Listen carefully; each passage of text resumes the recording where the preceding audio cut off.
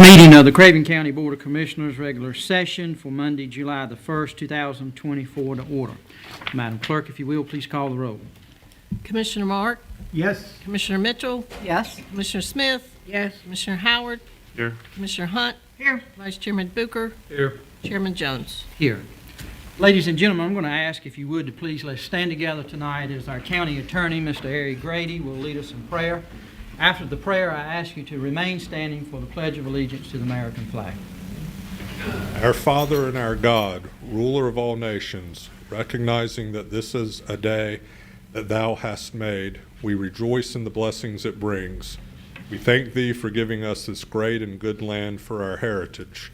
Bless America and Craven County with noble industry and successful business, productive educational institutions, and kind and gentle manners. Spare us from violence, discord, and confusion. Grant to us the ability to preserve the liberties that come from thee. Make of us one united people with justice and fairness that prevails without question, that there be peace among all nations and all people. Bless all those in positions of authority. Guide those who legislate and grant wisdom to those who judge. Amen. Amen. I pledge allegiance to the flag of the United States of America and to the republic for which it stands, one nation, under God, indivisible, with liberty and justice for all.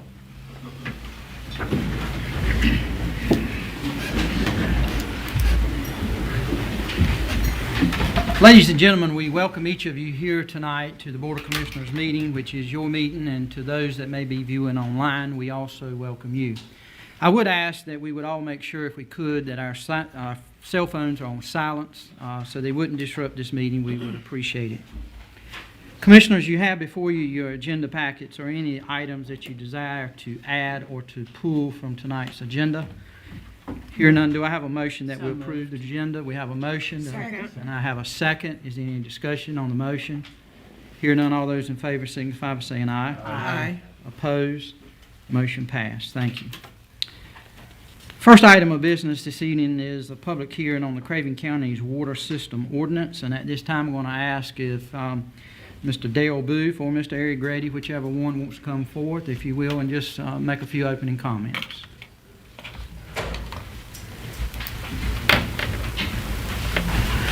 Good evening, sir. Good evening, Commissioners. How you guys doing? All right. If you will, just give us a little bit of overview of what we're going to be hearing tonight, and that's all we got to do. So with the water ordinance, we took a look, and the water ordinance has been out of date. It's been needing updating for years. A lot of it pertains to the sewer, which we no longer service in Craven County.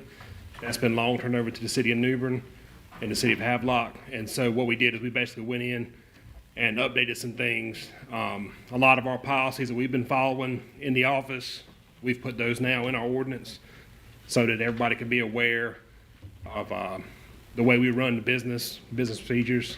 But there's no change in service. There's no increase in any rates right now. Anything. This is just basically putting on paper the way we've been doing business with the water department for years, just updating things. Okay. Commissioners, you have any questions for Mr. Booth? I make a motion to approve. All right, we got a motion to go in public hearing. Do I have a second? Second. I have a motion and a second. Any discussion on the motion to open the public hearing? Hearing none, all those in favor signify by saying aye. Aye. Opposed? All right, thank you, Dale. Thank you. All right, Mr. Vice Chair. No one has signed up to speak either against or for the water ordinance. Okay. We do want to give the opportunity to any citizen that may have failed to sign up. Anyone here? All right, hearing no one, seeing no one, do I have a motion that we close the public hearing? So moved. Second. I have a motion and a second that we close the public hearing. Any discussion on the motion? Hearing none, all those in favor signify by saying aye. Aye. Opposed? All right, we're back to the board. All right, item 2 is a public hearing on the commercial gun range ordinance, and Ms. Chad Strong. Good evening, sir. Good evening. We're going to listen to that. Thank you for having me here this evening. What I'd like to do is just go over some highlights of the ordinance before the public hearing, if you don't mind. Yes, sir. Got a little PowerPoint presentation here. Yes, sir. If you'll go to the next slide, Steve. So we just wanted to bring to attention that in order for us to create this proposed ordinance, staff performed extensive research into shooting range regulations across the state of North Carolina. Some counties that we looked at their regulations include Pitt, Jones, Wayne, Lincoln, Columbus, and Haywood counties. We also went through the process of purchasing an NRA range source book when looking at this proposed ordinance. And after the research, we chose to utilize a combination of existing ordinances from Pitt and Jones counties, as well as additional staff recommendations within the proposal.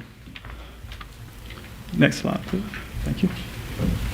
This ordinance is intended to regulate the location, establishment, and operational boundaries of commercial outdoor shooting range facilities. This ordinance does not apply to the general discharge of firearms on private property.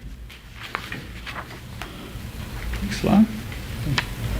There's one bullet here that I've added that I wanted to bring to the intent of the ordinance is to only regulate new commercial outdoor ranges. Existing ranges are exempt from the standards of this ordinance only when existing ranges make substantial change in use, and we followed the general statutes what change of use is when it comes to, and an example would be is if you had an existing pistol range and you went to, say, a long rifle, an additional, that would be a change of use in under the general statutes. Then also existing ranges would have to comply with the standards if they were doing improvements more than 50% of the existing facility's value. And that is on an annual basis. So you can make up to 49% one year. Next year you can make another 49% increase in the value. Each range shall be designed to minimize off-site noise impacts generated by the activities that are conducted on the range. So now I would just want to highlight some of the development regulations that's in the proposed ordinance.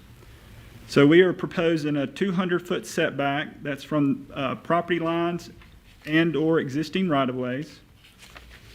All shooting stations shall be located at least 1,320 feet from any existing structures occupied or intended to be occupied by humans, including but not limited to homes, schools, businesses, places of worship, and livestock and poultry facilities.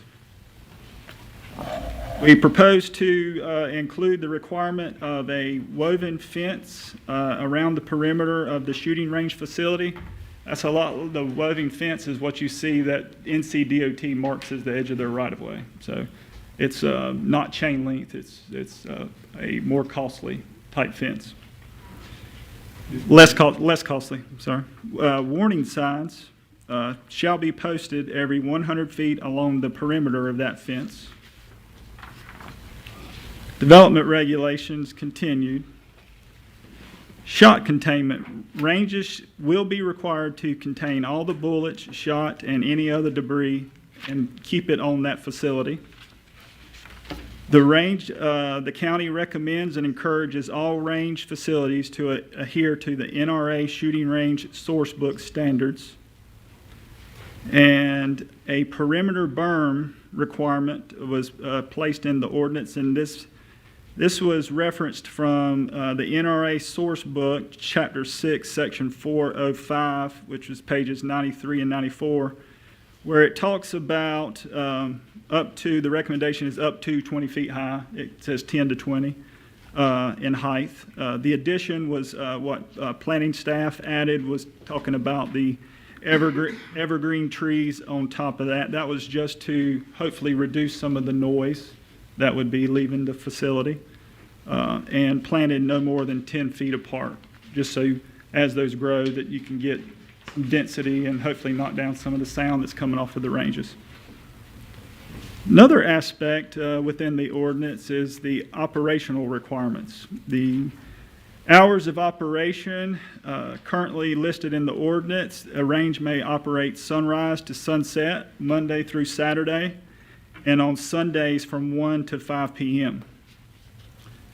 We require that the range facility provide proof of insurance up to $500,000 in liability insurance. And also firearms may only be discharged from a designated shooting station, shooting area. I know there was some discussions about law enforcement training being able to move around the range. So we could potentially look at calling that a shooting station or area. So just to help clear up that. The next slide and final slide is just give some visual representation on what we're looking at as a site plan. And this is the best we can do since we really hadn't been in this business, but just giving some idea of what the site plan may look like. So the gray area, that's a representation of 1,320 feet from, you'll see a house, church, and then a livestock facility down by the legend there. And then you have a 20-foot setback where the range facility starts, where the green line is, and then that would be the perimeter berm, allowing access into the facility. Understand that as how it's presented, it's got to be a perimeter berm, but allowing access into the facility. And then your side and backstop interior berms, as you can see in the purple color there. The drawing in the bottom left-hand corner, that's taken directly from the NRA source book, where it talks about backstop heights and widths. So that's where we got the 20 and 20, 20 high, 20 wide. And then the smaller is the side of the range, especially like on a pistol range, having those down the side in between the stalls. But that's my brief overview of the ordinance. So if you got any questions, we can. All right, any questions for Mr. Strong? All right, hear none. Do I have a motion that we open the public hearing? So moved. I have a motion and a second. Any discussion on the motion? Hear none. All those in favor signify by saying aye. Aye. Opposed? Motion passed. Before I turn it over to the Vice Chair to go through the list of individuals who've signed up, again, we want to thank all of you for being here this evening, and it's our desire to hear from everyone that wants to speak. We do not have a time limit on public hearings. We do have a time limit for public comment. It's 3 minutes. Definitely, we're not here to restrict anybody. We want you to be able to say what you want to share with us as a Board of Commissioners. If I counted right, I think we have 13 citizens that have signed up. And again, thank you for signing up. But if you take 3 minutes, we're at 40 minutes. That's fine. We're not complaining. We'll stay here as long as we have to listen to your comments. Only thing I'd ask is that we just be respectful to realize that we want to hear from everybody. And but again, we'll stay here as long as we need to this evening to listen to you. All right. Commissioners, you have anything else before we turn it over to the Vice Chair? All right, hearing none, Vice Chair Booker. Okay, the first person to speak, Randy, I believe it's Sigworthy. I apologize if I mispronounced some names. That was close enough. Okay. You Come on come right in. up to the podium and give your name and address if you would. Commissioners, my name's Randy Sigworth. I'm an employee at B&R Guns and Range on Lake Road in Havelock. The owner wanted me to come by and listen and see what was going on. It doesn't appear that we're going to be affected by the ordinance, that I can tell. That was my concern. Well, as he stated, unless you modify Yes, sir. and or make a major improvement, Market value. you're not impacted. That's all I needed to hear. Okay, All right. thank you. Thank you, sir. Okay, I'm sure I'm not going to get this one right, but the first name is Hal. Yeah, that's me. Hal, pronounce your last name. Sure. Okay, thank you. I find many faults with this.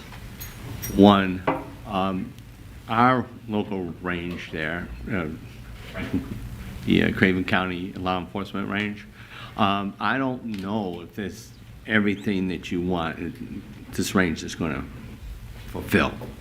But we're always improving on the range, and range should do that. So if you're improving on your range to make it safer, whatever, and you're changing everything, this ordinance here, you could price us right out. You know, it's so costly that guys like me wouldn't be able to afford to go shoot there. And it's totally not necessary. You're just making a lot of rules and regulations for in the future that you can shut down these ranges.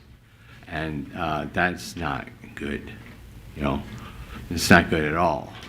We're building a brand new rifle range out there, and we've sunk a lot of money into it, a lot of effort.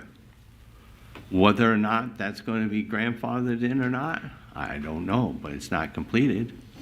So how could it be? You're making a lot of rules and regulations to restrict people who want to shoot in a safe place. And I've been around the United States a lot, and there is no safer range than it is over there in Craven County shooting range. You can shoot whatever distance that you want, whether it's on a pistol range, because that's actually limited, you know, but you want to shoot 7 feet, you want to shoot at 10 feet, you want to shoot at 21 feet, you can always do that very easily.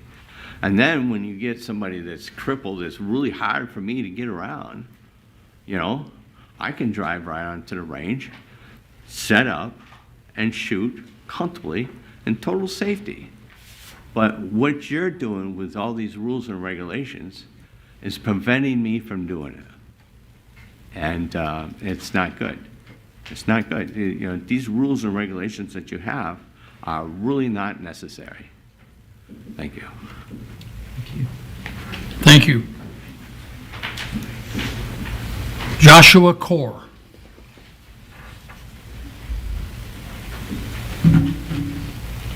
Good evening, Commissioners. So I tried to look through this Name, ordinance. your name and address, please. Joshua Core, 201 Shipman Road, Havelock, North Carolina. So I tried to look through this ordinance, and I tried to find what if I were sitting here, what would I be considering? And there's two, in my opinion, very glaring things that I would like this board to consider before you go passing everything. I understand the intent of this board, having heard what you said at your last meeting on the live stream. The intent of this board is the safety of people, and I understand that. But the two consistency items that I have seen in here is one, there is currently no zoning. See, I'm a commissioner in Havelock, and we have zoning ordinances, and so we can go in and we can, it says right here at the beginning, for location, establishment, and operational boundaries. That's the entire purpose of zoning. And so my question for the board would be, why are we considering what should be considered to be a zoning ordinance instead, if we don't actually have zoning? Like, I understand you have the statutory authority to do this. That's not the issue.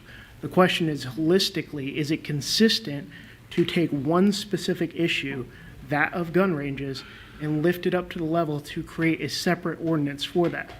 And I don't see that as consistent. If this board would like to create zoning ordinances, I think then this board should do so, and then we can have the public comment and discussion about whether or not we like or dislike zoning ordinances and in a holistic fashion. But I feel like this is not consistent overall with the county laws. The second thing is the Section 2, Part D, where it says government facilities and activities. It is not the intent of this ordinance to regulate any government facility or activity. I, in my time as a commissioner, have fought every step of the way against the government having separate and not equal rights as the people. Why is it not okay for the people to do X, Y, Z? And I understand it doesn't apply to the existing non-conforming. That's not what I'm talking about. Why, when these new ranges want to come in, Do they have to come up to the standard, but you're not going to require your sheriff's department to do it? That should be the number one thing.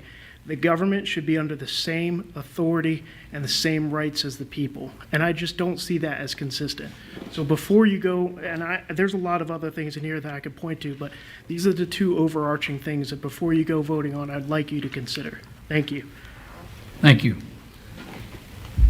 Bob Griffin.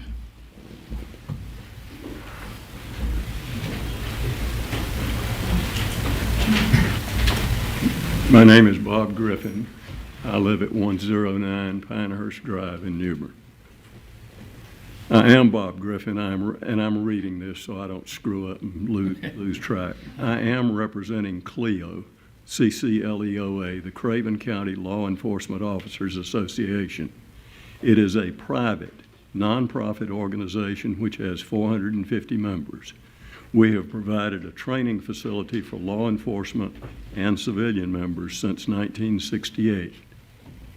We are not a commercial operation, but we have a budget in excess of $50,000. The facility is located in the Spring Garden area and encompasses 55 acres. Range management and maintenance is performed by volunteers. At first glance, we are probably not affected by this ordinance. CLEO is concerned that the existing draft ordinance would benefit from an input from existing gun ranges. We would like to assist in its creation. In its current form, it appears unlikely that any private entity with less than a few $1 million will be able to meet the requirements. I will quickly make a few points. The definition of commercial in county law is, listen carefully, commercial business means all non-residential facilities engaged in business or commerce, whether for profit or not for profit, or publicly or privately owned. What? Will this ordinance be the first step to govern all ranges of any size? Noise and safety are the main issues of concern. A shotgun range needs space, not berms. The ordinance needs to recognize this. Small arms need impact control of rounds. Section 5, applicability, excludes governmental entities in the county from complying. If it is good for the citizens of this county, why would it not make sense for the county and local governments to meet the same requirements? Cost. Let's assume development of a new range on about 20 acres. Warning signs might be $25. A range perimeter of 4,000 lineal feet. One sign every 100 feet is 40 signs, so we just spent $800. Big deal. Chain link fencing at $15 a foot will run another $60,000. The perimeter berm, 20 feet wide by 20 feet high, which we have a impact berm and other berms at our range. We have a berm that is 25 feet high, 200 feet long, and it has taken us 6 years to construct it. But if you want to build one, it'll be $35,000 per 100 feet, i.e. $1.4 million. Berms would also be needed between individual shooting areas. In addition to not shooting the public, we don't want to shoot each other. I have fired on military ranges which do not meet this requirement. The requirement for a perimeter berm sort of begs the question, why do I need a chain link fence if I have a physical barrier around the range? The requirement for a surveyed site plan when Google Earth or Craven County GIS maps is available assumes that you're building $1 million facility. If you're mom and pop, it's a significant cost to have it surveyed. Good range practice involves removing lead from handgun and long gun impact areas on a regular basis. Impact areas are fine sand which is replaced as needed. Remediation for shotgun lead is a lime application. The surety bond requirement needs justification. I'm not sure where the $50,000 came from, but that is. $500,000, I believe. The one I read, whatever. Does the county plan to make annual inspections of ranges? Miscellaneous, will all existing ranges in Craven County be grandfathered? Would the construction of a new club building be part of substantial improvement? Would the purchase of additional property to ensure separation from the public be a double whammy to where you're trying to do better, but all of a sudden you're covered by the range, by the regulation? The ordinance would be better served if it used performance requirements as opposed to detailing range design features from the past. Obviously, safety and noise reduction are goals to coexist with the public. Thank you for your concern. Thank you for your comments. Bill Streblow.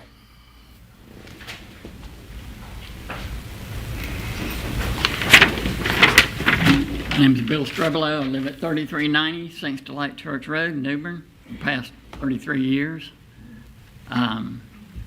I represent our community of about 40 citizens, and we're all for the ordinance.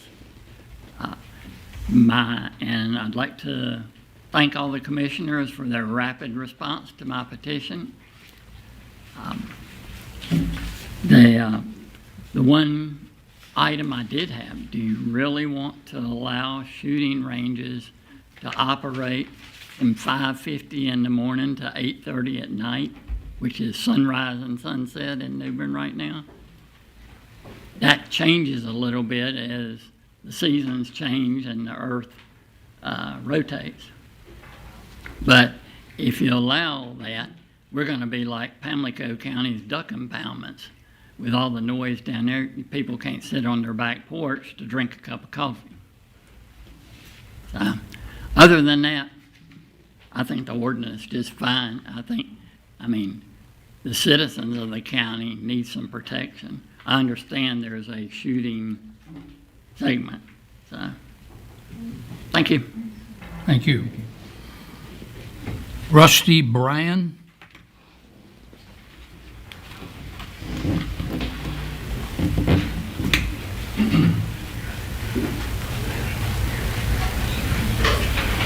Hello, my name is Rusty Bryan. I live in the Adams Creek community. We have a shooting range. We've been in the Your address, Mr. Bryan? 255 Golden Creek Road, Havelock. Thank you. We have been in the hunting and shooting business since 1985. In that time, we have never had an accident or a near accident. I'm not opposed to your ordinance. There are a few things in it that just make it impossible for anybody to establish a new range. I mean, most of it is not going to affect us, and we've already done most of it. But the two things that I'm looking at, it looks like your ordinance is going to apply equally whether you put your range in the middle of a cleared farm field or in the center of 100 acres of woodland with swamps all around it. And for those two different things, you need different berms, different types of berms. And everything is not going to work for one cookie cutter set of regulations. Ours is surrounded by about 80-foot, 90-foot tall pines. The reason the timber's never been cut there is because we wanted to dissipate the noise. And if a stray bullet comes out, it can't get through them. There's too many of them, too thick. And you don't need the same regulations for that you do for the one that's out in the field. A perimeter berm in some places is not practical. Most people can't afford it. Just to build some small berms for impact berms, we were quoted $250,000. We went and bought a 690 John Deere, built them ourselves, and sold it when we got through. And that was a heck of a lot cheaper. But this one cookie cutter thing will not apply. And I'm just curious as to who is going to administer this, if they're going to have a knowledge of it, of what they're doing. And if it's not somebody that has been in this business, they won't know what they're doing. We've been to a lot of NRA range development programs. We visited ranges all over the U.S. before we did all of this. We try to provide a nice family place, people to shoot, and so far it's worked well for us. On your hours, I think one thing that you have left out, at our range, we have law enforcement units that come out. They're required to shoot after dark in order to meet their requirements. So there needs to be some exceptions for that too.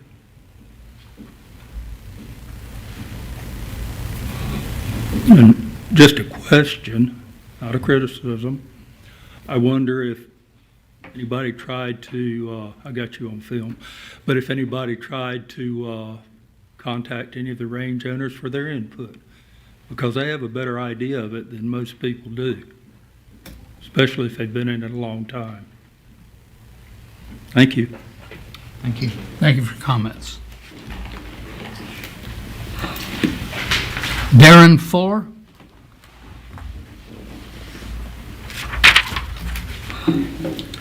Good evening. My name is Darren Fuller. My address is 1987 Possum Trot Road. I've been a law enforcement officer for 26 years and a law enforcement firearms instructor for 16 of that. I currently own New Bern Firearms Academy, and I offer training classes to citizens. Tonight I want to speak on some concerns with the proposed shooting range ordinance, although I have some concerns with Section 6, particularly the unrealistic berm requirements. I've never been to a range that has a surrounded by berm 20 feet tall in all my years of instructions. I want to focus on Section 7 and how it limits our citizens from receiving valuable training to protect our citizens. Section 7A limits the hours of operation of sunrise to sunset Monday through Saturday. This takes away the ability to perform any nighttime training. Research has shown most serious violent crimes occur during nighttime hours. Citizens should be afforded the opportunity to train with firearms during nighttime hours in order to become proficient in the event they encounter deadly force situation at night. Most of our students are hardworking citizens and residents of Craven County that work during the week, as do I. I host most of my classes on Saturdays and Sundays. This proposed ordinance only allows shooting at new ranges on Sundays from 1 to 5 p.m. This limits our citizens from receiving a full day of training on Sundays.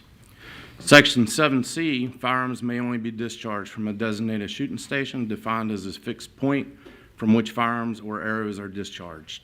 This section limits our citizens' ability to perform realistic training that includes shooting on the move. There's 2 case logs that address training liability and the use of deadly force for law enforcement: Pow Pow versus City of Margate and Zucro versus Denver. They state law enforcement must conduct firearms training that reflects the environment officers are likely to face, to include moving targets, moving officers, low light conditions, and decision making. And even though there's an exception for law enforcement within this ordinance, I would contend the same requirements are necessary for armed citizens in order to be most prepared for a deadly force encounter. I ask that you reconsider rewriting this ordinance to allow for realistic training that includes nighttime hours, Sunday hours, and no fixed shooting stations, so that the citizens of Craven County can be prepared to defend themselves if the need arises. Thank you for your time. Thank you.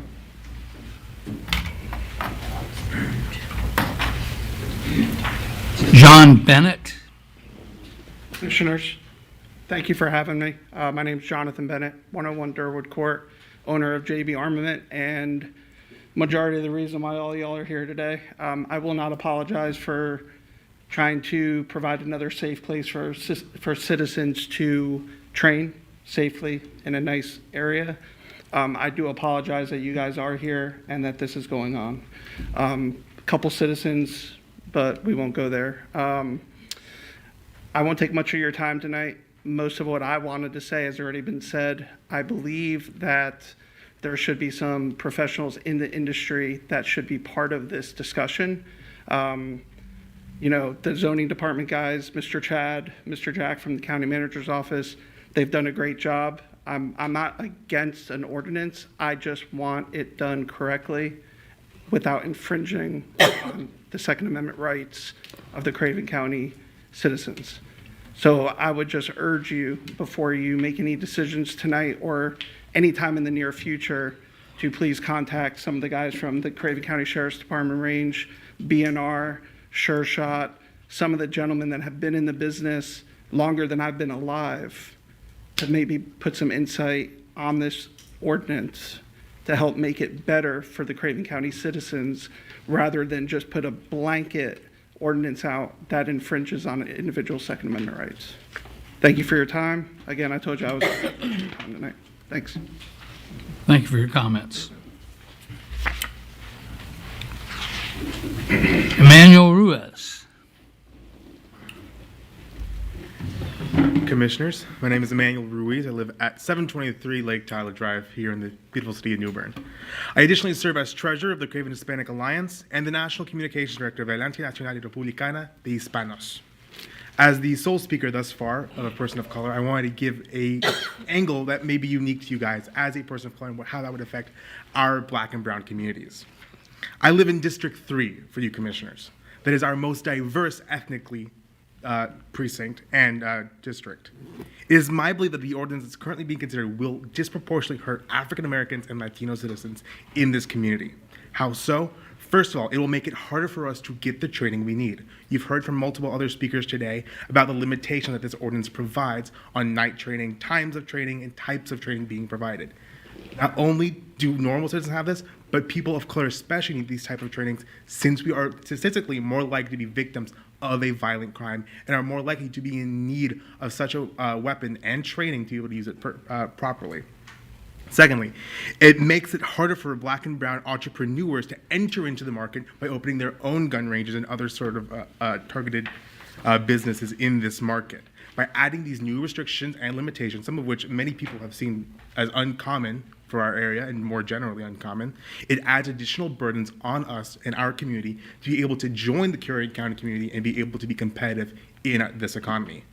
Lastly, it makes it harder for us to protect ourselves in a proper and legal means. Let me harp on this just a little bit longer. As we know, concealed carry classes give people valuable information on when and how to use a weapon properly. I myself just recently went through such a class down in Florida with a few classmates of mine at my university. I had no clue how all the regulations that came from the state and all the rest, how you should use a weapon, when you can do this or when you can't do that. Classes like these are often offered at ranges, and many citizens would have better access to them if we're able to have more ranges and more accessibility to them.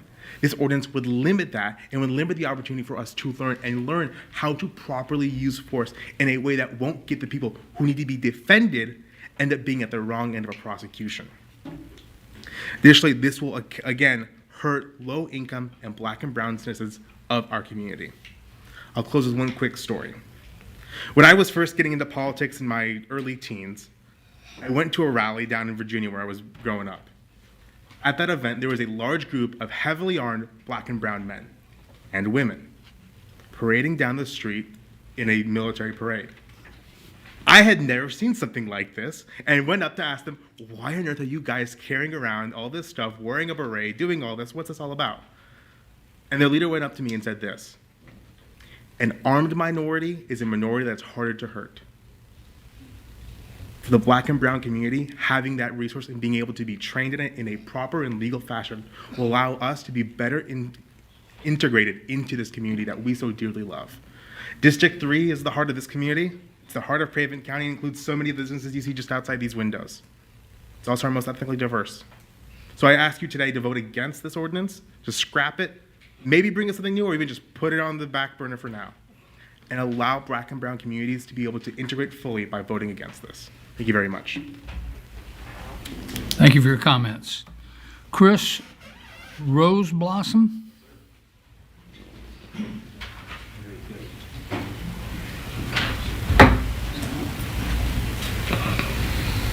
Good evening, ladies and gentlemen. I'm Chris Roseblossom, 418 Isabel Street, New Bern, over in Lake Tyler. Not gonna lie, I'm just a citizen who likes to shoot. Okay, not owner of a range. I don't have a vested interest. I'm a member of the Craven County Law Enforcement Officers Association. However, I don't have any vested interest in that. I just really enjoy shooting. I've been to many military ranges, be it Cherry Point, Lejeune, Camp Pendleton, 29 Palms. and none of them would actually comply with this ordinance. These are military ranges meant to train our nation's finest, our Marine Corps. And I enjoy seeing the intent behind the ordinance, that public safety is important, and you want to ensure that. And that's an awesome intent to have. However, when you introduce regulations like this, you end up restricting it so much that people can't enjoy a fundamental right of being in the United States of America, and that is shooting firearms. It's protected by the Second Amendment, and it's important for people to learn and do that in a safe environment. If you don't have outdoor public shooting ranges like this, you end up with people shooting in their backyard in ways that may or may not be safe. And this is an outlet to make a safe range. As someone mentioned earlier, having a kind of goals-based ordinance is probably better than putting in all these hard restrictions, because not every case for a range is going to be covered by these restrictions. And I understand it was influenced by the NRA range source book, and that is a good place to start, and that's a great tool and a great resource. I actually read through it a little bit the other day when I was doing my research, because I'm just to do with Google. And I actually went and, out of curiosity, looked up the other counties' ordinances in the area, specifically some that I actually mentioned earlier. And looking at Pitt County, they have an ordinance that is kind of similar to ours, which it says it was based off it, so I kind of assumed that. Ordinance 9 TAC 21, TAC 92, Section 5. And their first two sections are exactly the same as our Section 6 Alpha and Bravo, but there's a Section 7. However, their Charlie section, 7 Charlie in that same ordinance, has a cutout where it only mentions dwellings, not just structures. So our Section 6C says any structure that's designated to be inhabited. However, there specifically calls out dwellings. So if you have, like, say, a range house that people check in at and it's meant to have people in there, why would you not want that close to your range? Just thinking about that as I was going through it, once again, just a dude who can read with Google. And also I looked up Haywood County, and there is, 161.07 Delta, has a 1,000 feet restriction from any existing building. Okay, but it also has an exception for buildings located on the same parcel of land. So if it's on the same thing, you can have, say, a range house. Most ranges have that because it makes sense to have a range house right next to the shooting line. And that is about all the research that I did, and just kind of wanted to set my point up here. So thank you all for your time, and have a nice evening. Thank you for your comments. Lacey Arthur.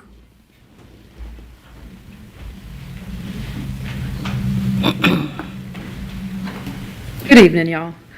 I'm Lacey Arthur. I live at 201 Cameron Shores Drive in New Bern in the Bryces Creek area. I am the owner and chief instructor at Up the Creek Arms LLC. I started my business in 2017 to meet the demands of our citizens. I'm building a range for the same purpose. I bought my land in 2019 and I started researching then. And with a bachelor's in biology, I like research. So I'm going to have a hard time keeping this to 3 minutes. But if y'all want any more of my research, I will happily turn it over. Going back to federal, which supersedes county and state, I'll be referencing things from the 1994 federal law dealing with FFLs conducting business in their locations. North Carolina General Statute 14-409.40 is dealing with zoning regulations. North Carolina General Statute 14-409.46 is specifically dealing with gun ranges and a grandfather clause. Also dealing with federal court ruling Ezel versus City of Chicago in congruence with Action Target. What Action Target did is they jumped on the bandwagon with Miss Ezel against the City of Chicago for gun ranges, and they did even more research than I did because they had more time and money on their hands. But they actually put out an article called "The Zoning Requirements for a Gun Range Explained," and that was put out on August 25th, 2021 in response to this ruling. Other court cases that will supersede anything else is Drummond versus Robinson Township. It puts no limits on the types of weapons used at a shooting range for significant substantial or important governmental interest.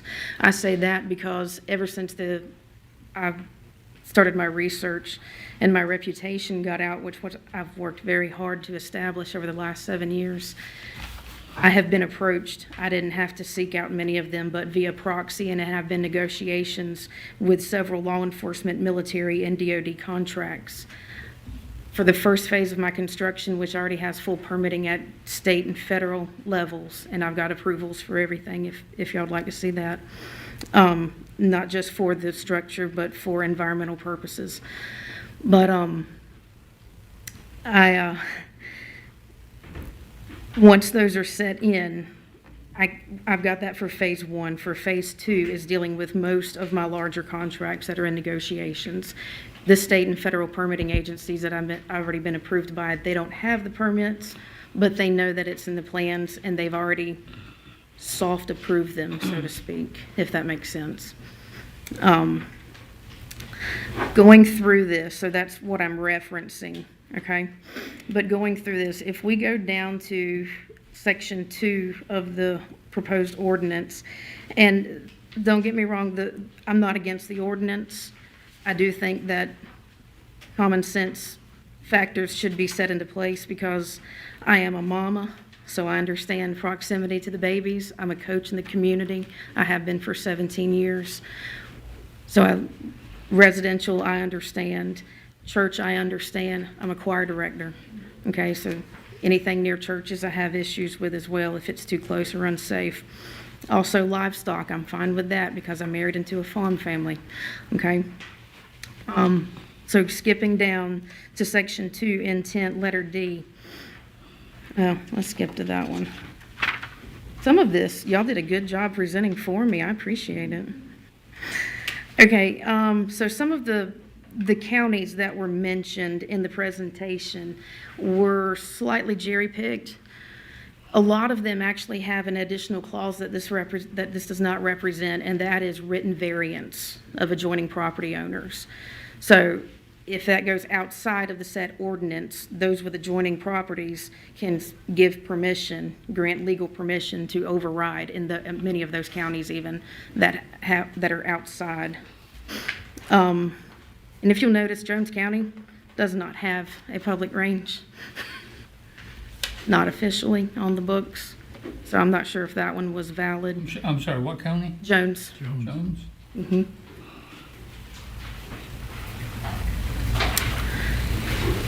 Now, as far as the the fixed shooting stations, I'm going to pick that one apart a little bit too, because that does not allow for law enforcement, military, concealed carry, defensive, or competition shooting.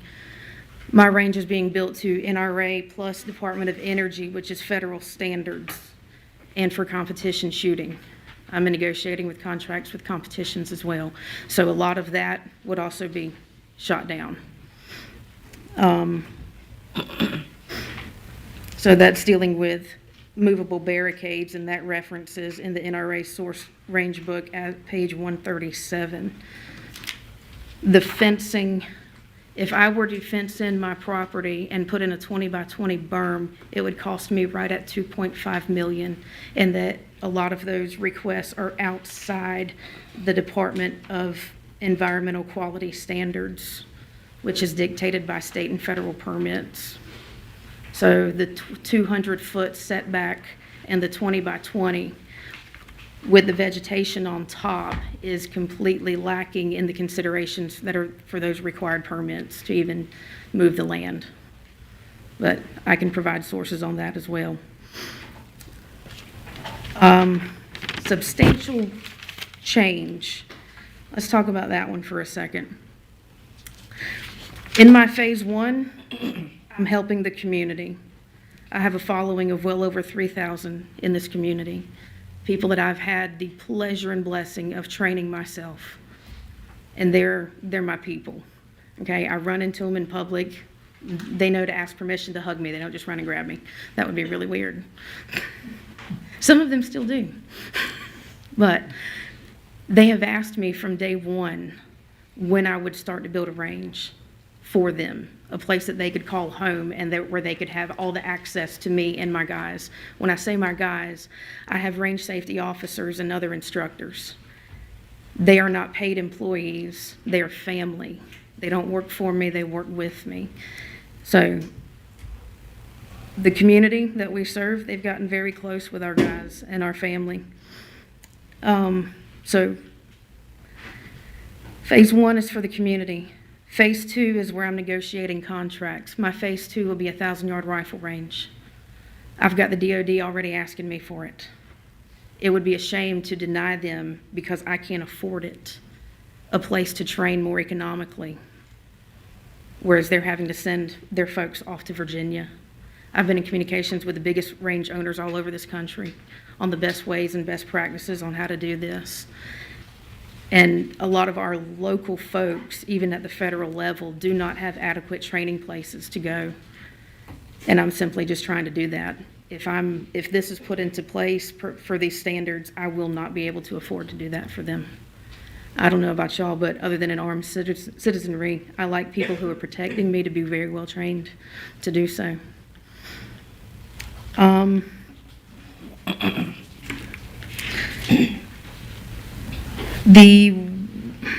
Let's go back. Pitt and Lincoln counties definitely allow for the written variances. I know those two do. I would urge you not to just go through the NRA range source book, but also the Department of Energy range design criteria. That's what our military bases are based off of. And it's a pretty good criteria as well. It's about 60 pages worth of reading, but it's good and educational. In none of my research am I seeing this 200-foot setback as a recommendation from the property line. The Department of Environmental Quality, for their environmental purposes, they require a 50-foot buffer from the perimeter. That's for environmental purposes. But I have not seen it for safety purposes anywhere in reading several counties across North Carolina or major ranges in the U.S. The same with the 20 by 20. The NRA itself, in their range source book, and I got that certification over a year and a half ago. I've read all of it. They require that the rise to run is a 1 to 1.5, so that's above that 20 by 20, but they do not recommend a perimeter berm at all. They say that should be sufficient. They do, for caliber and distance purposes, have recommendations. They also have overhead hanging baffle designs, which are highly recommended for long rifle ranges. My engineer is currently in design of ours.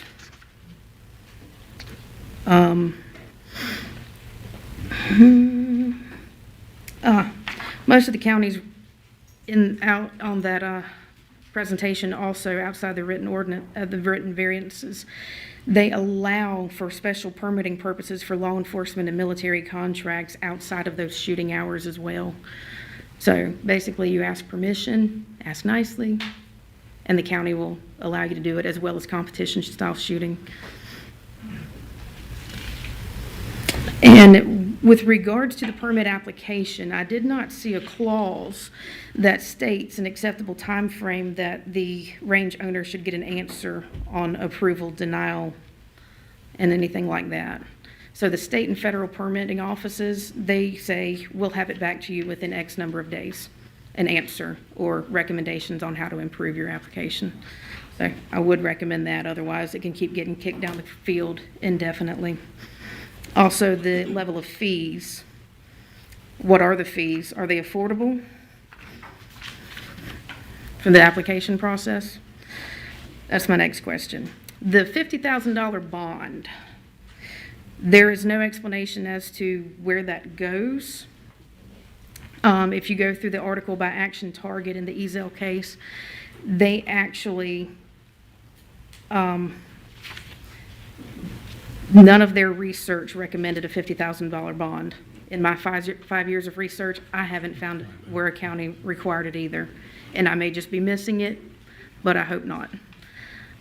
After consulting with several civil engineers about my design, none of them are going to sign off on anything unless they oversee the entire design. and that cost is exorbitant. I got quoted $1,800 just for a single map. And if they're going to give you the map, they're going to sit and oversee the entire project, and those fees get astronomical as well. No other ordinances in the county, state, or federal require a civil engineer to be in charge of the design. So you might as well be requiring it there as well. As far as the decommission plan, and I'll wrap it up with that. If you adhere to EPA and DEQ standards, they take care of itself, because they will fine you by the day into oblivion that you're not in compliance with their environmental standards. So I don't see where that's necessary either. But thank y'all for your time. Thank y'all for your patience and my nerdiness. Thank you for your comments. Obviously, you spent a lot of time preparing, so thank you. Next person would be Michael Thompson. Evening, Commissioners, ladies and gentlemen. I'm Michael Thompson. I live at 348 Station House Road here in New Bern, Croatan Crossing Homeowners Association President. I'm also the Croatan Precinct Acting Chairman, although I am here to speak in a private capacity. I'm not representing anybody per se.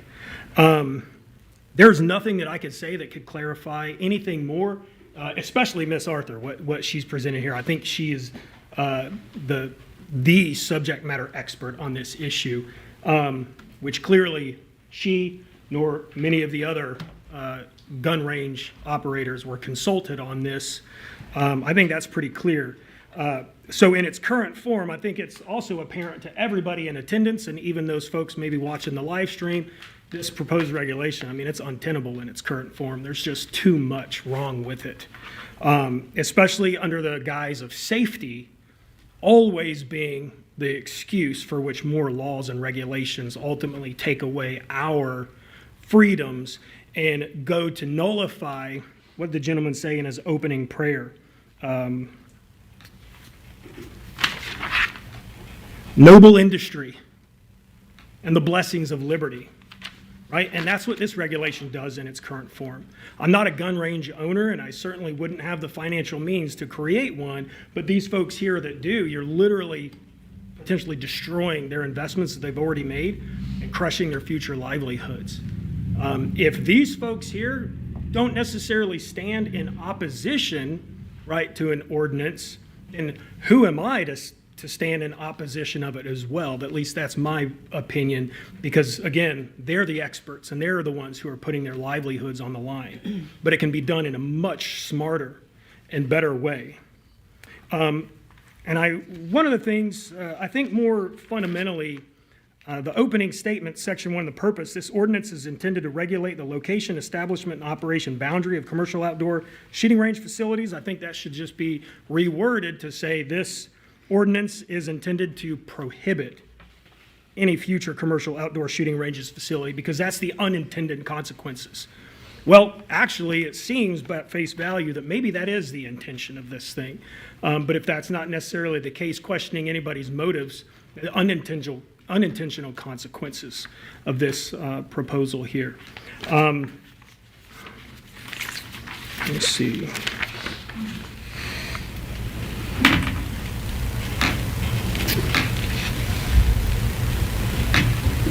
Yeah. Again, I appreciate your time. There's nothing that I can say that these folks haven't already said, and I certainly hope that the point and the feedback has been resoundingly loud and clear. Thank you. Next speaker is Rick Hopkins.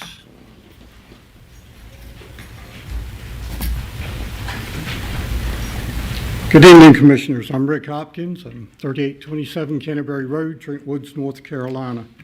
I have a couple of questions tonight that I haven't heard asked yet. Number one is, why are we here? What events have triggered this? What accidents? What inappropriate actions to call such attention to this? Why? Why are we here? I've lived here 71 years. I can't remember one gun range incident in any of the news or anything else ever occurring. So it makes me wonder just why we are here. Section 1 says the purpose is for noise impacts and safety concerns.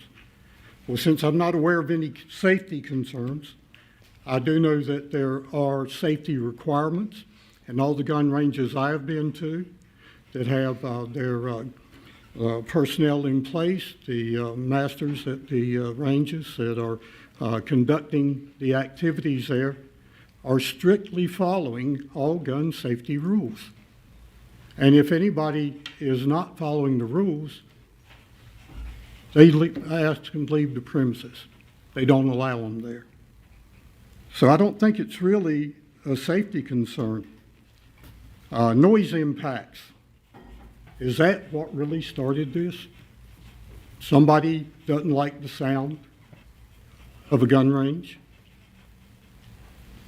We have a lot of people who don't like the noise from the Harrier jets that land over here at Seminole Airport doing touch and goes. They don't like the jets taking off the end of the runways in Havelock, but you know, we've grown accustomed to that, and we call it the sound of freedom. Well, the sound you hear coming from these gun ranges is also the sound of freedom. And we live in a day and time, in an environment, an atmosphere where there's probably more and more people seeking the training that they are getting at these gun ranges for their own safety and protection.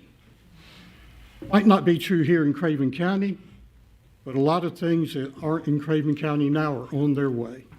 We have open borders, we have criminals, we have terrorists just knocking at our door. It's on the news every single day, depending on the news you watch. If you watch mainstream media, you probably don't hear about 90% of it. Talk to your law enforcement.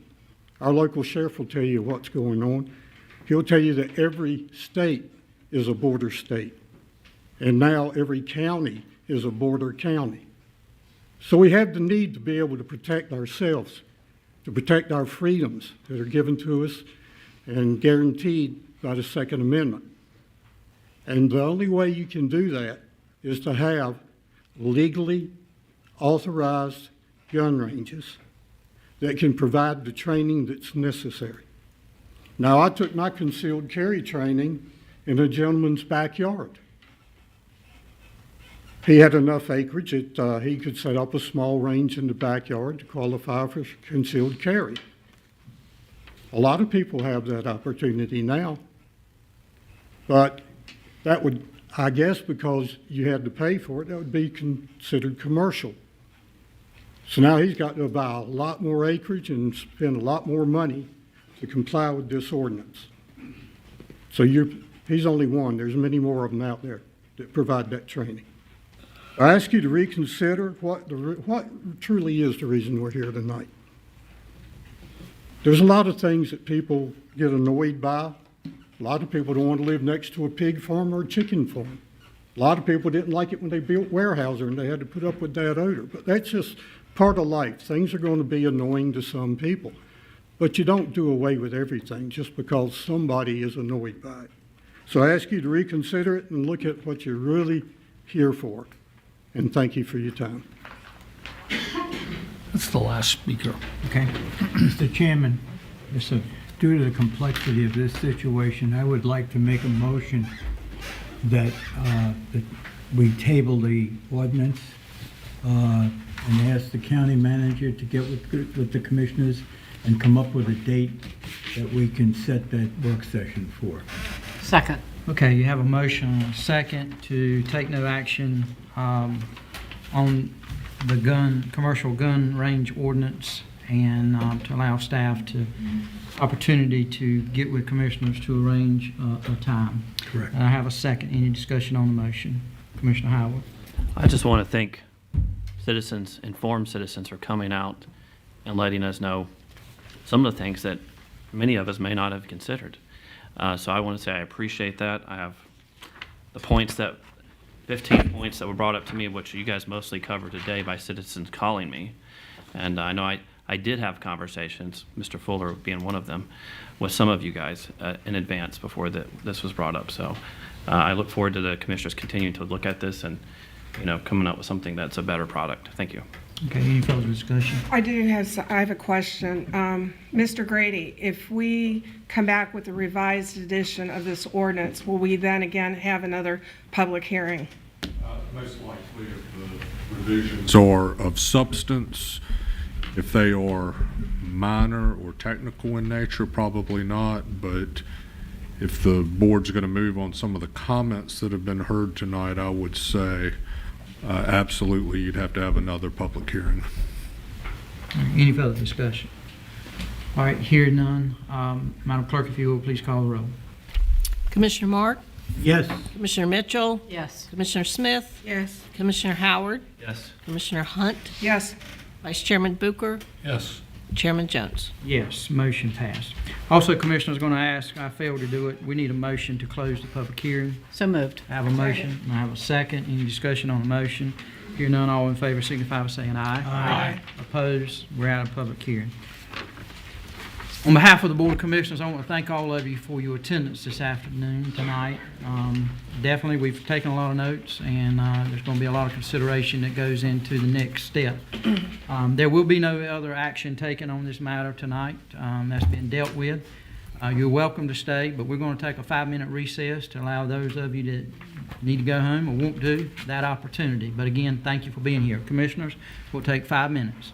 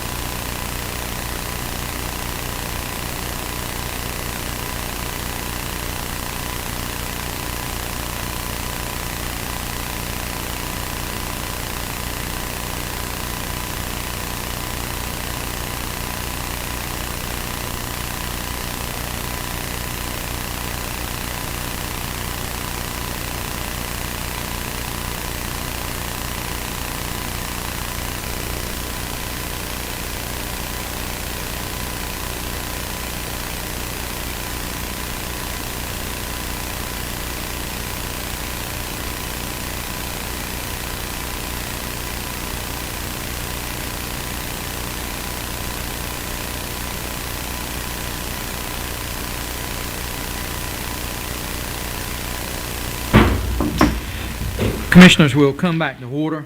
We go to item 3, petition of citizens for agenda topics.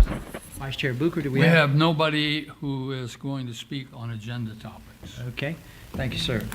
Item 4 is the consent agenda. Commissioners, you have before you the minutes of the June 17th, 2024 regular session and also the tax releases. Are there any consent agenda items you desire to pull? Second. Okay, we have a motion and a second to approve the consent agenda. Is there any discussion on the motion? Hear none, Madam Clerk, if you will, please call the roll. Commissioner Mark, Yes. Commissioner Mitchell, Yes. Commissioner Smith, Yes. Commissioner Howard, Yes. Commissioner Hunt, Yes. Vice Chairman Booker, Yes. Chairman Jones. Yes. All right, departmental matters. Item 5 is water.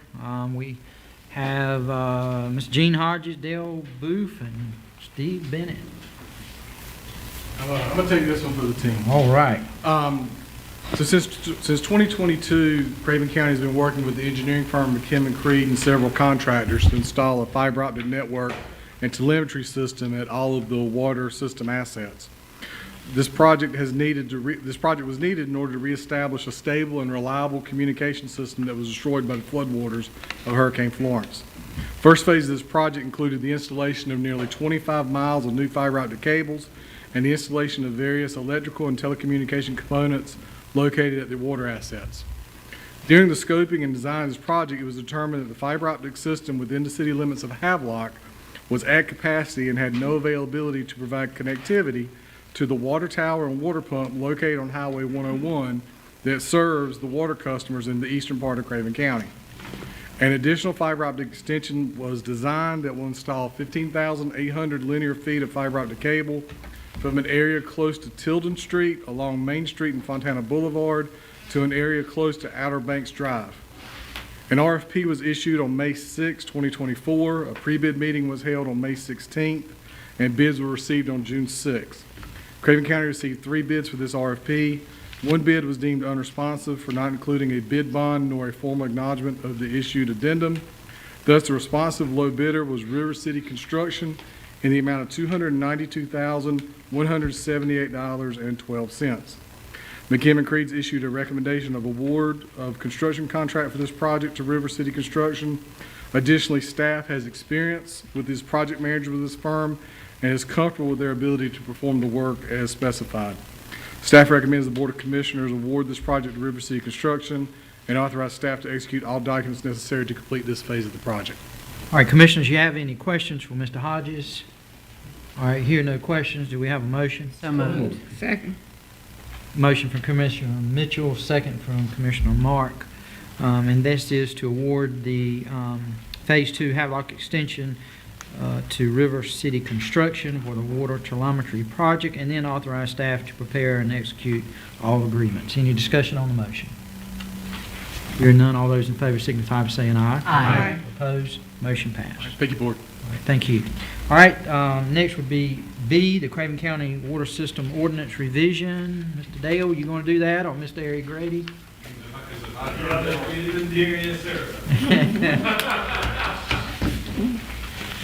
You did good just earlier, Dale, catching you off.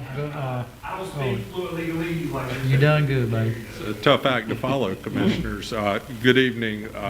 Before you to consider this evening is the rewrite of the county's water service ordinance.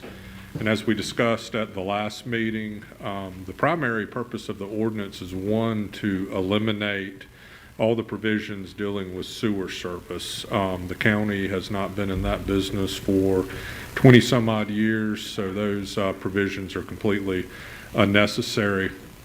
The second thing we were attempting to do is basically modernize the ordinance and put into the ordinance the way the county currently operates the water system and how it interacts with its customers. A lot of those terms were not in there, and they really need to be.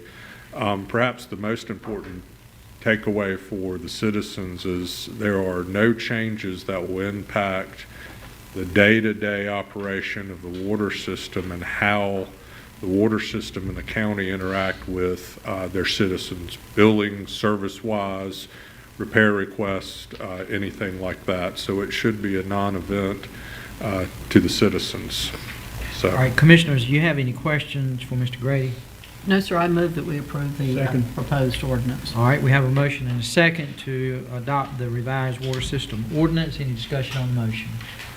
Here none, Madam Clerk, I am going to ask for a roll call vote, please. Sure. Commissioner Mark? Yes. Commissioner Mitchell? Yes. Commissioner Smith? Yes. Commissioner Howard? Yes. Commissioner Hunt? Yes. Vice Chairman Booker? Yes. Chairman Jones? Yes. Thank you. Thank you, sir. Appreciate your work in it. All right, Commissioners, I feel like item 6 has been dealt with, and so we will move past that here, no objection. We will now go to item 7, human resources. And the first one is Hope Mission, the opioid fund budget amendment. Before I invite Ms. Amber to come forward, pursuant to Senate Bill 473, which requires public officials to recuse themselves from awarding any funds to any nonprofits with which they are associated with, we do have, as with other boards, this is just the one we're going to deal with tonight, Commissioner Hunt sits on the Hope Board, Mission Board, and she has asked that she be recused from discussion on this matter. And so I'd like to ask for a vote to recuse Commissioner Hunt. So moved. Okay, we take a motion from Commissioner Smith, a second from Commissioner Mark. Is any discussion? All those in favor of recusing Commissioner Hunt signify by saying aye. Aye. Opposed? All right, Commissioner Hunt, let the record show that he's going to leave the room.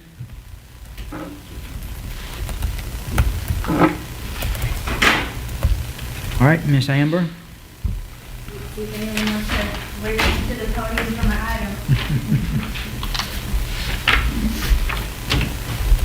Good evening. Good evening, Chairman, Commissioners. As the Department Head of the Craven County Opioid Epidemic Response, I have 3 items for your consideration this evening. The first is a budget amendment is requested for Hope Mission in the amount of $51,100 from the Opioid Settlement Fund. This is to cover recovery housing support contract services that were removed from the annual budget due to Senate Bill 473, which requires public officials to recuse themselves from awarding any funds to any nonprofits with which they are associated.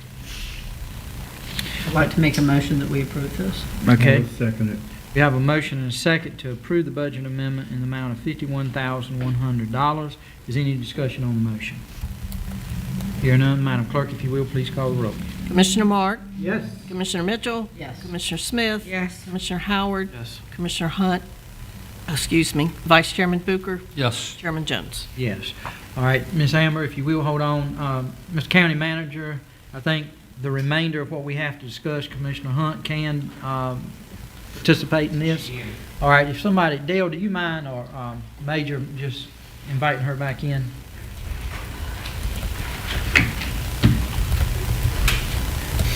You should tell her it failed. Welcome back. We missed you. If you will, let the record show that Commissioner Hunt has come back for discussion on 7B, and that is the resolution to direct the expenditure of opioid settlement funds. All right? Okay, the next item I have for your consideration is what is commonly referred to as a local spending authorization, where the board adopts a resolution to authorize the expenditure of opioid settlement funds. The resolution provided for your consideration takes the same $626,414 already included in your fiscal year 24-25 budget, and it organizes those funds to align with the strategies listed in the North Carolina Memorandum of Agreement. This resolution is a requirement of the NCMOA, and I'm requesting the board adopt the resolution. So moved. Second. All right, you have a motion and a second, and that is to adopt the resolution to direct the expenditure of opioid settlement funds. Is any discussion on the motion? Hearing none, all those in favor signify by saying aye. Aye. Opposed? Motion passed. All right, and C. Okay, and the final item I have for the board's consideration is the adoption of a resolution allowing Craven County to opt into a new opioid settlement agreement. In 2023, an additional $1.37 billion national opioid settlement was reached with Kroger, which owns and operates Harris Teeter supermarkets in North Carolina. North Carolina approved the settlement in the spring of 2024, and the next stage of the process is for local governments to join the settlement. To maximize the funds available to North Carolina, Attorney General Josh Stein is encouraging all 100 counties and municipalities with populations over 30,000 to join the settlement, and the deadline to opt in is August 12th.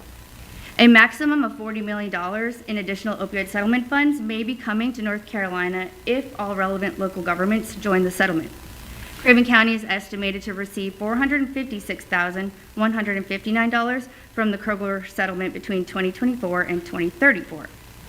A resolution authorizing execution of opioid settlements and approving the second supplemental agreement for additional funds, referred to as the SAF-2, is provided for the board's consideration. This resolution authorizes the county manager to execute all documents and take all necessary steps to enter into the new opioid settlement agreement. The SAF-2 governs the allocation, use, and reporting of funds from the Kroger settlement. These funds will be subject to the requirements of the Memorandum of Agreement between the state of North Carolina and local governments on proceeds relating to the settlement of opioid litigation, the same as all of the other previous settlement agreements. Okay, Commissioners, what's your desire? So moved. Second. Okay, we have a motion and a second to adopt the resolution authorizing the execution of all documents necessary. Is there any further discussion on the motion?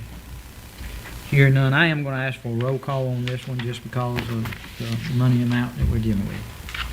Commissioner Mark? Yes. Commissioner Mitchell? Yes. Commissioner Smith? Yes. Commissioner Howard? Yes. Commissioner Hunt? Yes. Vice Chairman Bucher? Yes. Chairman Jones? Yes. Thank you, Ms. Amber. Appreciate it. Item 8, Commissioners, is appointments. You have before you pending, current, and upcoming. Are there any nominations for any pending appointments? All right, hearing none, we will now move to current. The first one is the Emergency Medical Service Advisory Council. You have Tim Brasmore III, who represents Coastal Medical Transport, who is eligible for reappointment. I recommend that we reappoint him. Okay, we have the nomination of Mr. Brasmore. Are there additional nominations? Hear none, we will set by acclamation. Next is the Fire Tax Commissioners Board. This is from Township 6. I think Commissioner Howard would be your area there. Move to approve. Okay, you have Angela, how you pronounce that last name, do you know? Montemario. Okay, thank you. That's what I would pronounce it as. Okay, so we have Ms. Montemario has been nominated. Are there additional nominations? Hear none, we will set by acclamation. Are there any current that's been forgotten? All right, Commissioners, you see before you the upcoming appointments. Please take note of those. Any additional appointments tonight? All right, hear none, we'll now go to item 9, which is the County Attorney's Report. Mr. Eric Grady. Commissioners, good evening again. I have 2 items for your consideration, and for a change, they do not involve tax foreclosure property. The first item is acceptance of the deed for the ABC Board property located at 3493 Morton Drive. It's over off Glen Burnie Avenue near the food line. I think most of you are familiar with that. In light of the ABC Systems new warehousing facility over in Bridgeton, they no longer need this facility, and so they have signed a deed to the county for the facility. And we just need your consideration and hopefully action to accept the deed this evening by motion, second, and vote, and then I'll record it tomorrow. A motion to accept the deed. Second. Okay, we have a motion and a second to accept the deed of the ABC property and authorize staff to record the same. Is there any discussion on the motion? All right, hear none. All those in favor signify by saying aye. Aye. Opposed? Motion passed. Thank you. The other item is the purchase of real estate out on Clark's Road. As the board is familiar from prior discussions, this is a group of several parcels that are technically owned by different LLCs, but they are in turn under common ownership. So for all practical purposes, we're purchasing from one seller. The property is adjacent to the Judicial Center complex and right across the road almost from the entrance to that side of the industrial park. We have before you a contract and a leaseback agreement. The highlights of the contract: we've got a purchase price of $1.2 million, a $25,000 earnest money deposit and a closing actually on or before July 15th. We've completed our title examination and the title is good. As the board knows, this opens up several possibilities for the county: expansion of the judicial system, a separate point of access to the judicial system, and there is what I would call a shell building on the property, which might help your economic development efforts. Part of the negotiation is a leaseback agreement with the seller. The seller needs time to relocate its business operations to Johnston County, I believe. It is for a maximum of 60 days. It will be through a formal lease, so we'll have all the usual protections afforded landlords, and they are paying $5,000 a month in rent for that. So I would appreciate the board considering approving this evening, but I'm also glad to entertain any questions you may have. Any questions? So moved. Second. All right, we have a motion and a second to ratify the purchase contract and leaseback agreement and authorize staff to take all necessary action to close on the purchase. Is there any discussion on the motion? I just want to, for those that are listening, to make sure you understood, county attorney's already said it, but several reasons why the Board of Commissioners won't feel the need to invest in this property again is future expansions. We hope that we don't have to do it, but that the sheriff will tell anybody that the jail is full. And so to expand on that side, we're going to have some additional properties. And also there is one way in, one way out currently to the Judicial Center, and we view that as a safety concern. It's not only going to allow us insistence in that, but it is economic development for the rest of the park. So hopefully we'll be able to sell some of it and get some of those funds back to the citizens. So anything else as far as discussion? All right, hearing none, we have a motion and a second. Madam Clerk, I'm going to ask you to call the roll. Mark? Yes. Commissioner Mitchell? Yes. Commissioner Smith? Yes. Commissioner Howard? Yes. Commissioner Hunt? Yes. Vice Chairman Bucher? Yes. Chairman Jones? Yes. That concludes my report, Mr. Chairman. Thank you. Thank you, sir. Appreciate it. All right, item 10 is petition of citizens for general topics. Mr. Vice Chair, do we have? Jack. No, we got petition of citizens. Okay. Do we have anybody? Just one. Okay. Yes, we do. I'm sorry. We're doing two or three things. We do have. We have our old friend, Mr. Ray Griffin. Bless your heart. Just something I wanted to bring. Ray Griffin, Vanceboro, North Carolina, 1901 Street Free Road. Something I wish I had more time, but I wanted to bring up the Ten Commandments.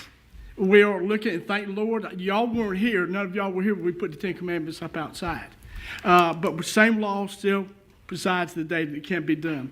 Louisiana now has made a mandate to put the Ten Commandments to be displayed in every public school in the classroom of the state.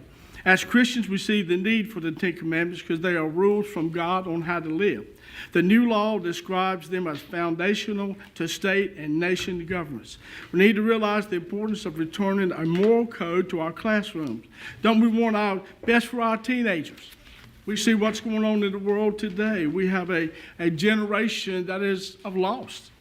Teenagers often, their behavior is challenging, and their behavior gets out of hand, and they seem troubled and rude and aggressive toward their parents, teachers, and other adult members of the family. I know we've all seen that. Sometimes typical teenagers may develop into behavior that is a serious cause to be concerned. And I think we see that because I think they're saying today the number one killer of children and teenagers is suicide. We need the Ten Commandments in public schools, private schools, and many other places. This may be the first major step in the revival of religion, which is desperately needed in our county and our country. But we do know it's law now. It can be done if we put them with historical facts, just like we did right out here, 15 years ago. I know none of you guys weren't here, but this room was packed with people coming in, and we had just a good night. But the Ten Commandments are important for teenagers because they can help them to learn how to live with others and to serve God.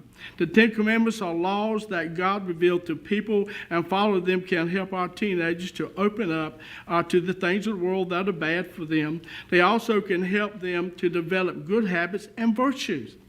And we are looking at a world today where we are having, my God, it's disgusting. Our schools, some of the things they're teaching, and I don't mind saying it, they can put the rainbow flag in, they can do all these, but they don't want to put the American flag in. They don't want to put the Ten Commandments in. So what are we looking at? Somewhere along the line, we've got to draw a line. Somewhere, and it can be done. It can be done if you were willing to do it and was sit down president, it can be done. There's no law says it can't be, and it's constitutional. It's right here. We got them here. We got them in the Sheriff County Courthouse. It can all just done in historical pretext. The Ten Commandments teaches people to be honest, teaches to honor our parents, be good neighbors, protect life, and trust others. The Ten Commandments are important today as they were thousands of years ago. How many remember they went to schoolhouse for a number of years up until the 60s? And all of a sudden they were wrong. They were bad. But thank God we got a governor in Louisiana now that's wanting to put them back in the classroom and sitting there. Presidents, I see now where even some Christian schools and colleges want to get back to more Christian literature because they see how our generation is coming up. This can provide a code of conduct that helps people intertwine with each other in a protective way, and they intend for them to have a better life. And even the Bible says when we have leaders of religious intent and authority, the nation rejoices.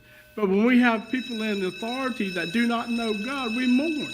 What is happening today? We need to fly the flag upside down because we are in total disarray. Thank you. But God is still in control. Thank you, sir. Amen. Appreciate your comments. Work on sir. that. All right, item 11, we have County Manager's Report. Mr. Vite.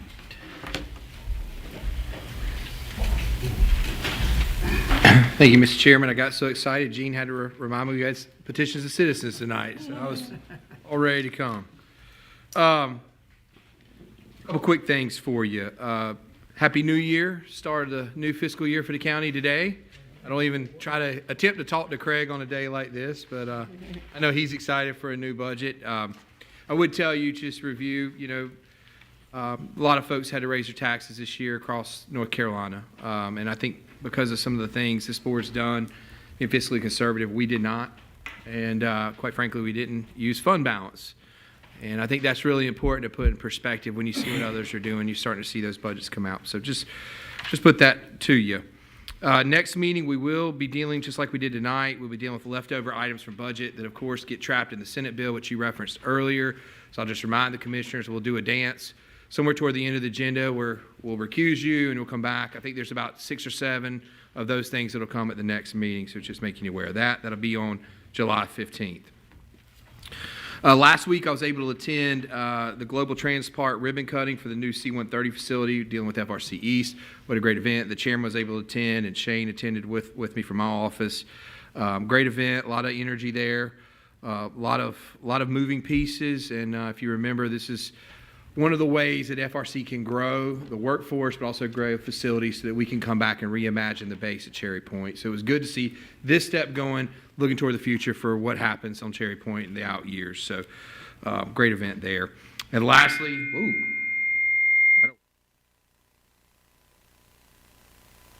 good. All right, lastly, just remind the board and the citizens that we will be closed on Thursday, July 4th for the Independence Day holiday, and Friday, July 5th as our floating holiday related to Independence Day. So we won't be here. If you need us, just give us a call. That's all I have, Mr. Chairman. Unless you have things for me. Any questions for the county manager? All right. Thank you, sir. All right. Item 12, Commissioner's Report. Commissioner Mark, we'll start with you. Yeah, I would like to make a motion that Wilfred Shagnon, who is our ABC store manager, make up a letter of appreciation and dedication for your service and growth of the ABC stores this past 9 years of your chairmanship. The commissioners and the people of Craven County thank you for your leadership. If you're looking for a letter or a resolution? I think a letter, right? Yeah. Just ask. The only one quick question, 11 years. No, 9 years as a manager. Oh, 9 years as a manager. Oh, okay. But he was on the board for a while. Yeah, right. Yeah, no, I'd second that. Okay, we have a motion and a second to recognize Mr. Winford Shagnon. Thank you. All right, we have a motion and a second. Is there any discussion on the motion? All those in favor signify by saying aye. Aye. Opposed, motion passed. All right, anything else, Commissioner Martin? No, that's it. All right, Commissioner Hunt. Ooh, I get to go next? I do have a couple of things I'd like to mention. I attended the second CAMA Land Use Plan event a couple weeks ago, and it was great to have so many residents show up and contribute to the future of Craven County. So I wanted to thank all those residents that took time out of their busy schedule to be part of our future. So that was great. I attended the ribbon cutting for the expansion of the regional airport. It's beautiful, and I suggest if you haven't been to see it, you should book a flight and check it out. Last Friday was an event in Morehead City sponsored by Hope Recovery Mission. What they are going to do every Friday this summer, the recovery peer support specialists will be down at Atlantic Beach so that anyone considering recovery won't have to go and find resources. They will be there and ready to help any individual. This is a new initiative to reach people with addictions. They're going to go where people are. They might not be able to find their way into an office to ask for help. So they're going to do that every Friday. And they also reach out, if anyone didn't know, they do come to Craven County with their peer support specialists and work in Craven County as well. So I just am proud of that organization and happy to share that with you. I attended the Trent River Raft Race. It was a lot of fun. Now, I'm not going to make a motion tonight, but I do want to put something on everybody's mind to consider, that maybe this Board of Commissioners compete in the race next year. Just think about it. I'm not going to make a motion tonight. I just want everybody to think about it, okay? And we'll revisit that at a later time. And finally, I'd like to wish everyone a fun, happy, healthy, safe 4th of July celebration on the greatest nation on the earth. Amen. Thank you. Commissioner Smith. I have nothing. All right, thank you. Commissioner Howard. No to that. Well, not only is 4th of July coming up, but also on July 3rd is my wife's birthday, so I'd like to wish her, I don't know, point of personal privilege. Happy birthday, dear. That's it. All right. Commissioner Mitchell. I'd just like to wish our citizens a safe and happy 4th. Thank you, ma'am. Vice Chair Booker. Yeah, just one thing. I'm sure you're all aware that we have a new charter school that will be opening next month, believe it or not, in James City, near Taberna. They're predicting to have, saying they're going to have 400 students. County manager and I and who else, Jack, was in that call? Sheriff Hughes. Sheriff Hughes, yeah, of course. Sheriff Hughes took a phone call from the leadership of that event, or that entity. I think they're in Raleigh, if I'm not mistaken. They called us to ask for an SRO. Since it is a public school, we really are pretty much obligated, I think, to provide that. There's a lot that has to happen before that can all take place. So, Mr. County Manager, if you would, let's put that on the agenda for the 15th so we can discuss it and talk about anything we need to discuss to prepare for that. That's about it. Well, we can talk about it on the 15th. Anything else? All right, thank you, sir. Commissioners, I usually don't have anything tonight. I would like to bring one item before you. Commissioner Hunt, Commissioner Mitchell, and myself serve on the Regional Library Board for Craven and Pamlico counties. We discussed this at our last meeting that we had about the opportunity for a grant writer. This grant writer, there is a need for it not only in the library system, but also we feel like maybe here in county government. And tonight I'd like to ask if the board would consider, is not allocating money tonight, but it would be asking you to consider a position with the library system to be shared with them and county government for a grant writer. Again, don't know exactly how much we're looking at. It's a part-time job, We have an idea of no more than 30,000, but I hate to put that into, to say that's exactly what it's going to cost, but that's the thought process. We feel like this individual would bring dividends many times back to the county, not only for the library system, but also for county government. And tonight, I would like to ask if this board would entertain to approve this part-time position, to ask staff to begin discussions with Craven Pamlico Regional Library System to have this position. So moved. Okay, we have a motion from Commissioner Smith, a second from Commissioner Mitchell. Is there any discussion on the motion? Commissioner Howell. I just had a question. Yep. You were discussing with me, you said it'd be 70% pie, 30% county and library. Yes, so County Manager, you want to talk a little bit about it? Yeah, so Pike came to us in need of a partner, and what they need is a part-time sort of, I would call it a program manager for all the things that they do with the money that they have related to supporting education and teachers. The other 30% deals with grant writing services that they need to fill, and the library has a big need there. I think there's opportunities that they can take advantage of that probably aren't being taken advantage of now. And what we do here at the county level, I mean, we're always looking for opportunities for help ourselves. We have people who manage grants, but they're not on the writing side. That's a special skill set.